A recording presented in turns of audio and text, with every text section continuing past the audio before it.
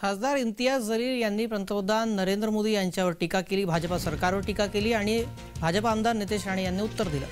आधी स्वतः एक संघ रहा, मग मोदींचा पराभव करा, असं विरोधकांना उत्तर नितेश राणेंनी दिलं। मोदींचा पराभव होईल तेव्हाच देशात रामराज्य येईल, अशी टीका खासदार जलील यांनी केली होती। रामराज्याला सुरुवात झालेला आहे असं देखील त्यांनी सांगितलेलं आहे भाषणामध्ये। खऱ्या अर्थाने रामराज्य या देशामध्ये जेव्हा येईल, जेव्हा नरेंद्र मोदी आणि भारतीय जनता पार्टीचे सरकार या देशामध्ये जाईल।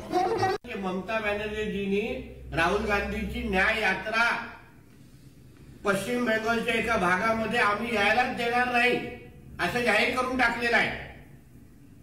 कालपासून नितीश कुमारजींचं काय चालू आहे आपण ऐकतोय। म्हणून ह्या सगळ्या गोष्टी होत असताना हे स्वतःचं घर एक संघ ठेवू शकत नाही आणि मोठ्या मोदीजींना हरवायला निघालेलं आहे।